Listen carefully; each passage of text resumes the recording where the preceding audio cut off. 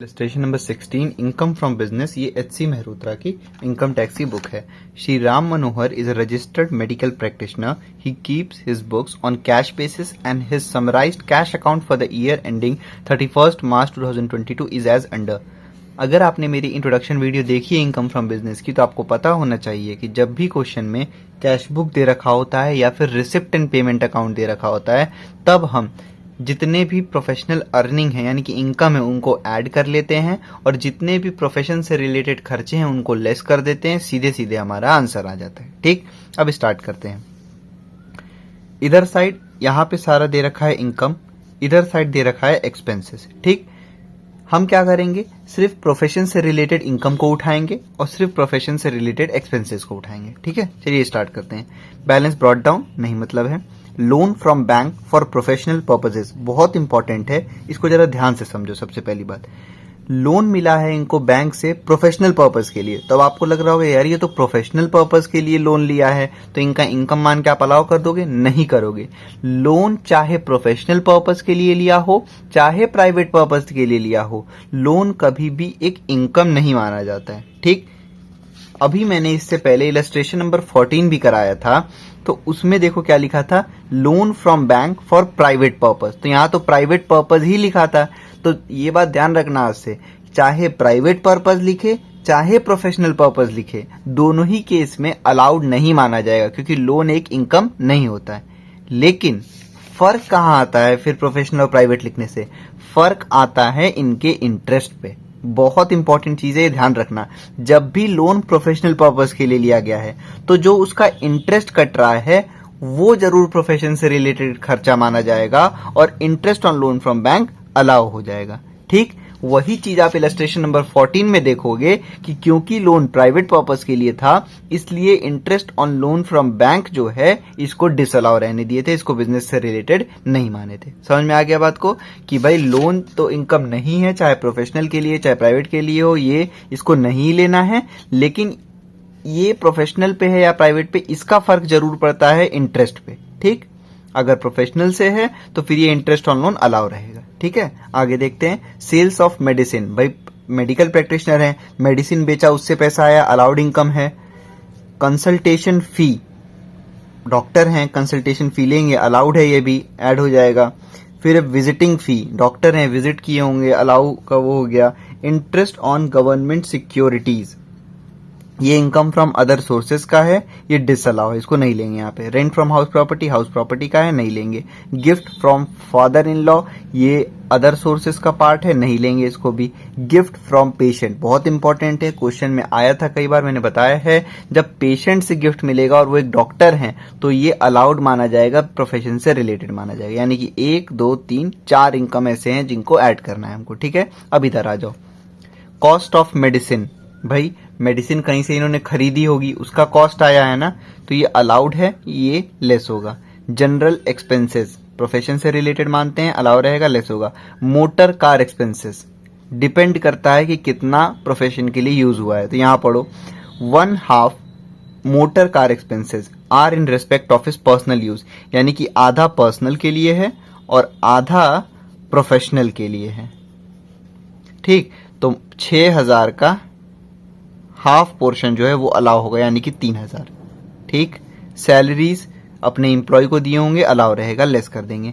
Rent of dispensary, भाई जिस dispensary में अपना क्लिनिक चला रहे होंगे जहां पे, उसका रेंट जा रहा है, अलाउ रहेगा, लेस हो जाएगा। टेलीफोन एक्सपेंसेस, कुछ नहीं लिखा है तो हम मानेंगे कि ये प्रोफेशन मतलब अपने हॉस्पिटल में ही इनका टेलीफोन का जो है उसका खर्चा है, तो अलाउ रहेगा। पर्सनल एक्सपेंसेस, साफ साफ लिखा है पर्सनल एक्सपेंसेस, इसको नहीं लेना है। Life insurance premium, life insurance premium को कभी भी हम बिजनेस का पार्ट नहीं मानते हैं, इसको नहीं लेंगे। Interest on loan from bank, अभी मैंने समझाया था स्टार्टिंग में ही कि जब भी कोई लोन प्रोफेशनल पर्पज के लिए लिया गया हो, तो लोन चाहे प्रोफेशनल के लिए प्राइवेट के लिए, वो तो उसका तो कुछ नहीं करना है हमको। लेकिन अगर लोन प्रोफेशनल पर्पस के लिए लिया गया है तो जो इंटरेस्ट कटेगा ना उस लोन पे, वो डिडक्ट होगा, वो अलाउ माना जाएगा, प्रोफेशन से रिलेटेड माना जाएगा। ठीक है, फिर है इंश्योरेंस प्रीमियम। कार पे 700 का इंश्योरेंस प्रीमियम था, तो अब ध्यान रखना, कार में आधा कार मतलब कि पर्सनल के लिए यूज हो रहा है और आधा प्रोफेशनल के लिए, इसलिए इंश्योरेंस प्रीमियम जो कार का है 700 का हाफ पोर्शन ही अलाउ होगा। और हाउस प्रॉपर्टी पे इंश्योरेंस प्रीमियम ये बिजनेस का पार्ट नहीं है। लोकल टैक्सेस बिजनेस का पार्ट नहीं है। ट्रेवलिंग एक्सपेंसेस पर्सनल, साफ साफ लिख दिया पर्सनल, इसलिए ये नहीं होगा बिजनेस का पार्ट। चैरिटी कहीं दान किया है, ये बिजनेस का पार्ट नहीं है। बैलेंस क्रेडिट डाउन से नहीं मतलब है। पहला एडजस्टमेंट देख लिया। दूसरा लिखा है the following expenses were unpaid on 31 March this. Rent of dispensary 1200 रुपए की अनपेड थी और टेलीफोन बिल 280 रुपए का अनपेड था। यहां पढ़ो नोट्स में। Advance fees is treated as income of the current year and unpaid expenses are not deductible। जो एडवांस फी होता है उसको तो इनकम मानते हैं हम करंट ईयर का, लेकिन अगर कोई भी एक्सपेंसेस अनपेड है यानी कि पेड नहीं हुआ है तो वो डिडक्टेबल नहीं होता है, क्योंकि ये अनपेड नहीं है, not deductible. Consultation fees include a receipt of 6000 as an advance for attending a medical camp. ये जो कंसल्टेशन फी है इसमें से 6000 रुपए जो है एडवांस में आया हुआ है कैंप अटेंड करने के लिए। तो अभी हमने पढ़ा कि advance fee is treated as income, ठीक है, इसलिए ये कंसल्टेशन फी पूरा अलाउ रहेगा। Written down value of motor car on 1 April 2021 was 12,720। Rate of depreciation 15%।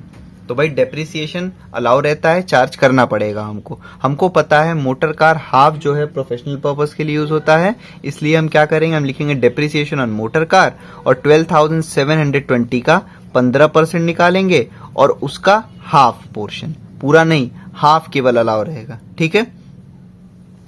उसके बाद इस क्वेश्चन में हमको इनकम फ्रॉम हाउस प्रॉपर्टी भी निकालना है, तो वो ये जो रेंट दिया हुआ है ना इसकी मदद से निकाल देंगे। आपको मैंने बार बार बताया है कि जब भी क्वेश्चन में इनकम फ्रॉम हाउस प्रॉपर्टी लिखा हो तब तो सीधे सीधे वही आंसर है, लेकिन जब रेंट लिख दिया हो यानी कि आपको income from house property calculate करना पड़ेगा, ठीक। सॉल्यूशन देखते हैं 16 का।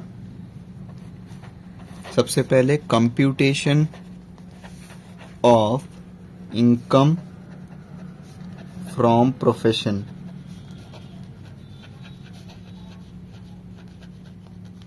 जो भी असेसमेंट ईयर है आप वो लिख लो यहां पे।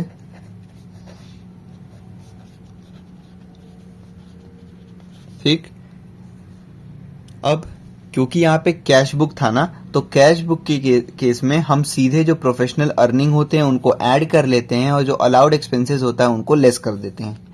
तो आप लिखोगे यहां पे ग्रॉस प्रोफेशनल अर्निंग, यानी कि इनके प्रोफेशन से रिलेटेड इनकम। तो आप बैक करके देख सकते हो, मैंने एक एक पॉइंट समझाया है कौन सा अलाउ रहेगा कौन सा नहीं। बैलेंस ब्रॉट डाउन नहीं लेना है। फिर लोन फ्रॉम बैंक, भले ही प्रोफेशनल पर्पस के लिए था, loan is not a income इसलिए नहीं लेंगे। फिर सेल ऑफ मेडिसिन, तो ये डॉक्टर हैं, मेडिसिन इन्होंने बेचा तो ये अलाउ रहेगा 26,500। फिर है कंसल्टेशन फी, पूरा अलाउ रहेगा। जो 6,000 रुपए एडवांस है इसमें वो भी अलाउ रहेगा 16,000। फिर है विजिटिंग फी 3,000। फिर है interest on government security, other sources का यहां नहीं आएगा। हाउस प्रॉपर्टी यहां नहीं आएगा। Gift from father in law नहीं आएगा, लेकिन क्योंकि ये डॉक्टर है और इनको पेशेंट से गिफ्ट मिला है तो वो अलाउ रहेगा 2,000। इसको आप ऐड कर लो, 26,500 प्लस 16,000 प्लस 3,000 प्लस 2,000, 47,500।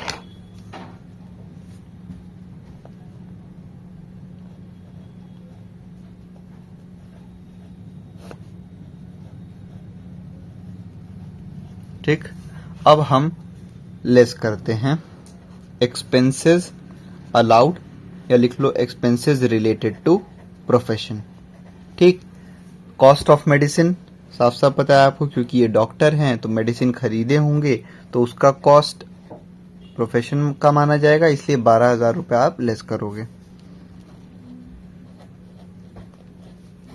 फिर है जनरल एक्सपेंसेस, हमेशा ही प्रोफेशन का मानते हैं, 450। फिर है मोटर कार एक्सपेंसेस, 6,000 रुपए है। ठीक, लेकिन नीचे एडजस्टमेंट ने बताया है कि half motor car expenses personal use के लिए हैं और हाफ एक्सपेंसेस प्रोफेशन के लिए। तो 6,000 का केवल हाफ अलाउ होगा, यानी कि 3,000। फिर सैलरी, यानी कि अपने एम्प्लॉय को दिए होंगे, कितना है 1,200। रेंट ऑफ डिस्पेंसरी, क्योंकि वहां पे अपना ये प्रोफेशन कर रहे हैं तो उसका रेंट जो जा रहा है प्रोफेशन से रिलेटेड खर्चा माना जाएगा, 2,400। फिर है टेलीफोन एक्सपेंसेस, कुछ नहीं लिखा है तो हम मानेंगे इनके हॉस्पिटल में ही टेलीफोन जो लगा है उसका खर्चा है ये 500 रुपए। पर्सनल एक्सपेंसेस, भाई वो तो साफ साफ पर्सनल लिखा है, यहाँ पे नहीं आएगा। लाइफ इंश्योरेंस प्रीमियम हमेशा ही पर्सनल एक्सपेंस मानते हैं, नहीं आएगा। Interest on loan from bank, ध्यान रखना हमेशा इस बात को, क्योंकि इस क्वेश्चन में जो लोन लिया गया था वो प्रोफेशनल पर्पस के लिए लिया गया था, इसलिए जो इंटरेस्ट ऑन लोन है वो अलाउ रहेगा 200। ठीक, ऐसे ही इलस्ट्रेशन नंबर 14 में, क्योंकि लोन प्राइवेट पर्पस के लिए लिया गया था इसलिए उसका इंटरेस्ट डिडक्टेबल नहीं हुआ, लेकिन यहां लोन प्रोफेशनल पर्पस के लिए था तो उसका इंटरेस्ट ऑन लोन डिडक्टेबल होगा। फिर है इंश्योरेंस प्रीमियम, तो इंश्योरेंस प्रीमियम दो चीज का है, कार का भी, हाउस प्रॉपर्टी का भी। हाउस प्रॉपर्टी का नहीं आएगा, कार का आएगा। कितना है इंश्योरेंस प्रीमियम 700, लेकिन उसका केवल हाफ पोर्शन। क्यों? क्योंकि हाफ खर्चे जो हैं वो प्रोफेशनल के लिए हैं और हाफ खर्चे पर्सनल एक्सपेंस के लिए। तो 700 का हाफ 350 हो गया।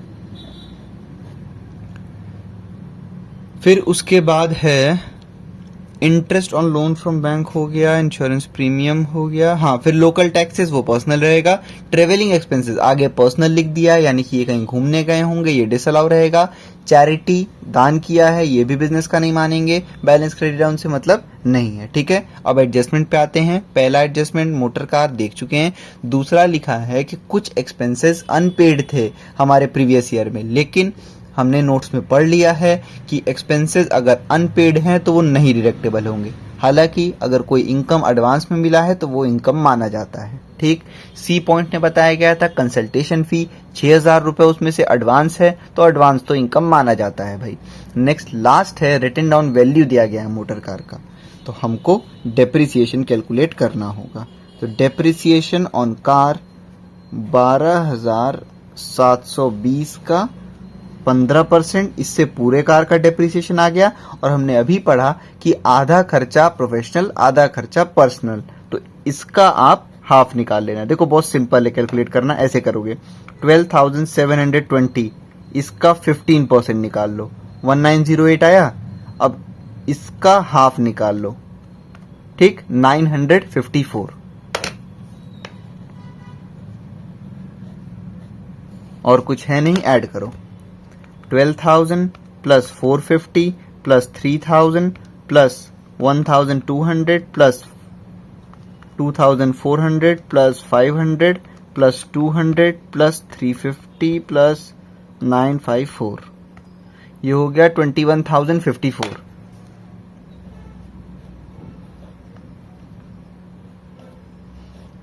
इसको लेस करो 47,500 में से, ये हो गया 26,446।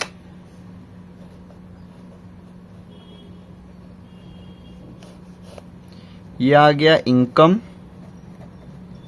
From profession. उसके बाद हमें बोला है income from house property calculate करने को। अब हम कैलकुलेट करने जा रहे हैं इनकम फ्रॉम हाउस प्रॉपर्टी। आप लिखोगे computation of income from house property, फिर जो भी असेसमेंट ईयर होगा आप यहां पे लिख दो। ठीक है, इस क्वेश्चन में यहाँ एक्सपेंडिचर साइड लिखा हुआ है रेंट फ्रॉम हाउस प्रॉपर्टी, तो जब भी लिखा रहे रेंट फ्रॉम हाउस प्रॉपर्टी तो समझ जाओ इनकम फ्रॉम हाउस प्रॉपर्टी पूरा आप कैलकुलेट करना पड़ेगा। लेकिन अगर लिखा होता है इनकम फ्रॉम हाउस प्रॉपर्टी तब तो वही सीधे सीधे आंसर हो जाता है यहाँ पे। ठीक, अब आप इनकम फ्रॉम हाउस प्रॉपर्टी का एक प्लेलिस्ट बना होगा मेरे चैनल पे, उसका आप इंट्रोडक्शन जरूर देख लो। मैंने अलग तरीके से कराया है और 2 फॉर्मूले के बेसिस पे मैंने पूरा चैप्टर करा रखा है इसी बुक से, तो आप वो एक बार वीडियो देख लो और 1-2 क्वेश्चन देख लो तो आप समझ जाओगे कि इनकम फ्रॉम हाउस प्रॉपर्टी में कैसे सॉल्व करता हूँ। ठीक है, तो नॉट कवर्ड वाले फॉर्मूले से हम सॉल्व करते हैं जब स्टैंडर्ड रेंट ना हो तो आप यहाँ लिखोगे municipal value actual rent, fair rent. एक बार आप वीडियो देख लो तो आपको समझ में आ जाएगा ये, ठीक है। फेयर रेंट नहीं है, एक्चुअल रेंट कितना है, 8,000 रुपये दे रखा है यहाँ। इन तीनों में जो भी ग्रेटर होता है वही हो जाता है ग्रॉस एनुअल वैल्यू, यानी कि 8,000। लेस करते हैं हम municipal taxes paid by owner, फिर वैकेंसी और अनरियलाइज रेंट। वैकेंसी और अनरियलाइज रेंट तो नहीं है, लेकिन यहाँ एक्सपेंडिचर साइड देखो, इंश्योरेंस प्रीमियम के नीचे लिखा है बाय लोकल टैक्सेस 800। तो ये जो लोकल टैक्सेस लिखा हुआ है ना, ये म्युनिसिपल टैक्सेस की ही बात कर रहा है। तो लोकल टैक्सेस ही होते हैं म्युनिसिपल टैक्सेस, ठीक है। तो 800 रुपीज जो है उसको यहाँ लिखो, और कुछ है नहीं, इसको लेस कर लो, ये आ जाएगा 7,200। ये हो गया आपका एनुअल वैल्यू। अब लेस करो आप डिडक्शंस अंडर सेक्शन 24। सबसे पहले आप लेस करोगे 30% ऑफ एनुअल वैल्यू, यानी कि 30% ऑफ 7,200।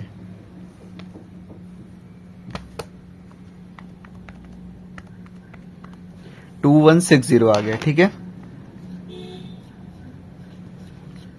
उसके बाद इंटरेस्ट ऑन प्रीवियस ईयर और कंस्ट्रक्शन पीरियड वो नहीं लेना है यहाँ पे, क्योंकि हाउस से रिलेटेड लोन के बारे में कुछ नहीं बोला गया है। तो 2160 बाहर लिखो, लेस कर दो 7,200 में से, ये हो गया 5,040। ये हो गया आपका इनकम फ्रॉम हाउस प्रॉपर्टी, ठीक है, 5,040। बाकी इनकम फ्रॉम प्रोफेशन हम पहले ही कैलकुलेट कर चुके हैं।